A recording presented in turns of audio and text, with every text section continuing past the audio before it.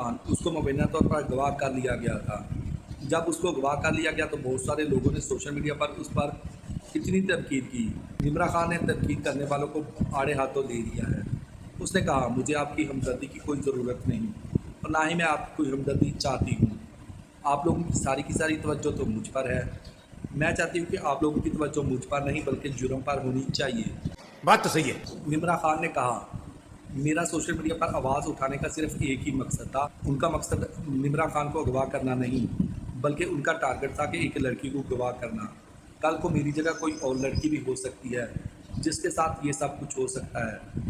मैं ये चाहती थी कि सोशल मीडिया सार्फिन मेरा साथ दें और इस वाक़े की ज़्यादा से ज़्यादा पुरज़ोर मज़म्मत की जाए ताकि इस तरह के वाक़यात को रोका जा सके।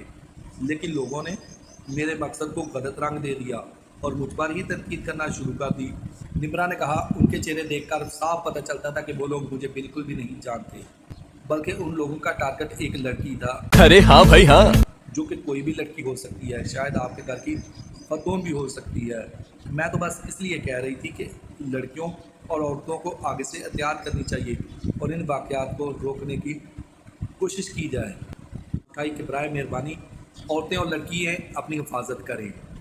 चैनल वाले लोगों का भी मुझ पर ही फोकस है। मुझे किसी की हमदर्दी की कोई ज़रूरत नहीं। आप जुर्म पर तवज्जो दें, आपकी बड़ी मेहरबानी होगी। दोस्तों, वाज़ह है कि निम्रा खान को कुछ रोज़ पहले मुबैना तौर पर अगवा करने का वाक़या पेश आया था, जिसका उन्होंने अपने चाहने वालों को सोशल मीडिया पर आगाही दी थी कि मेरे साथ ये वाक़या पेश आया है।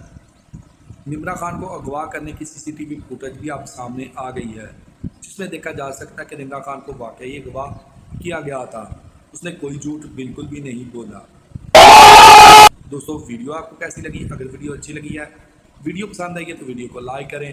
कमेंट सेक्शन में जाके अपनी राय का इज़हार ज़रूर कीजिए। अगर आप इसी तरह की मज़े की खबरें और न्यूज़ सुनना और देखना पसंद करते हैं तो मेरे चैनल को सब्सक्राइब ज़रूर कर लें। मिलते हैं एक नई और मज़ेदार वीडियो के साथ। तब तक के लिए दोस्तों, अल्लाह हाफिज़।